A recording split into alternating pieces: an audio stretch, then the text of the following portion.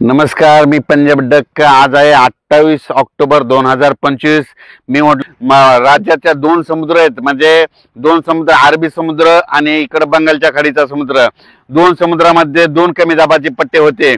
त्या कमी दाबाच्या पट्ट्याचं रूपांतर चक्रीवादळात झालं आणि ते अरबी समुद्रातलं जे चक्रीवादळ आहे ते काय होणार आहे, गुजरातकडे जाऊन तिकडे ओमानकडे जाईल आणि तिकडून स्थिर होणार आहे।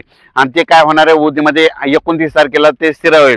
आणि त्याच्यानंतर हे बंगालच्या खाडीचं जे चक्रीवादळ आहे ते आज ते तेलंगणात येणार आहे। तेलंगणातून महाराष्ट्रामध्ये इकडं नांदेड, यवतमाळ हे पट्टा करत पूर्व विदर्भातून ते इकडं छत्तीसगडकडून इकडं आसामकडे जाणार आहे।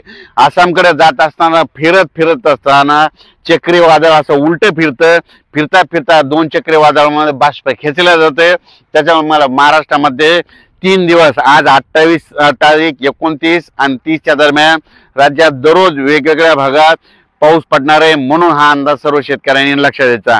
मग तोच अंदाज, हे पाऊस सांगायचं झालं तर म्हणजे पूर्व विदर्भाकडे जास्त पडणार आहे, कारण की ती चक्रीवादळ ते पूर्व विदर्भाकडून जात असल्यामुळं पूर्व विदर्भाकडे जास्त पाऊस राहणार आहे। म्हणून हा अंदाज लक्षात घ्यायचा। उत्तर महाराष्ट्राकडे तिकडे एक चक्रीवादळ अरबी समुद्रात असल्यामुळं उत्तर महाराष्ट्रामध्ये नंदुरबार जिल्हा, धुळे जिल्हा, नाशिक जिल्हा, इगतपुरी, मुंबई, कोकणपट्टीमध्ये त्याच्यामुळे तिकडल्या उत्तर महाराष्ट्राकडे जास्त पाऊस पडणार आहे। ह्या चक्रीवादळामध्ये पूर्व विदर्भात पडणार आहे। आणि दोन्ही चक्रीवादळाच्या म्हणजे घेरामध्ये महाराष्ट्रामध्ये जे जिल्हे आहेत त्याच्यामध्ये काय होणार आहे, भाग बदलत वेगवेगळ्या ठिकाणी विखुरलेल्या स्वरूपाचा जोराचा पाऊस पडणार आहे, हा अंदाज लक्षात घ्यायचा।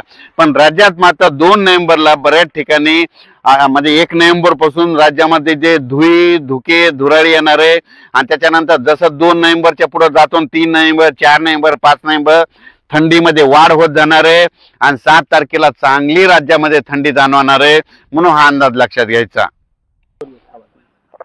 राज्यातले सर्व जे वेलवर्गीय पिकं आहेत, द्राक्ष शेतकरी त्यांना सांगू इच्छितो की म्हणजे आता हे पाऊस आता म्हणजे हे शेवटचाच आहे। आता हे शेवटचा पाऊस आहे, फक्त लांबला कशामुळे, हे 2 चक्रीवादळामुळे लांबला। आणि त्याच्यानंतर मात्र 2 नोव्हेंबरला मात्र चांगली धुके धुराळे येणार आहे। म्हणून तुम्ही तुमच्या द्राक्षाची काळजी घ्या, वेलवर्गीय पिकाची काळजी घ्या। धुई आल्यामुळे जितके फुलामध्ये पिकं असतात तितके खराब होतात, म्हणून हे देखील सगळ्यांनी लक्षात घ्यायचं। राज्यातल्या सर्व शेतकऱ्याला सांगू इच्छितो की राज्यात फक्त आता 3 दिवस चांगला पाऊस पडणार आहे। 28 तारीख आज रात्री, उद्या 29 आणि 30च्या दरम्यान राज्यात दररोज वेगवेगळ्या भागात, वेगवेगळ्या जिल्ह्यात भाग बदलत, भाग सोडत, कुठं सोडून देखील देणार आहे, काही ठिकाणी पडणार आहे, काही ठिकाणी ओढे नाले देखील वाहणारा पाऊस पडणार आहे। म्हणून हा अंदाज लक्षात घ्यायचा। धन्यवाद। 30 तारखेपर्यंत राज्यात विखुरलेल्या स्वरूपाचा पाऊस पडणार आहे।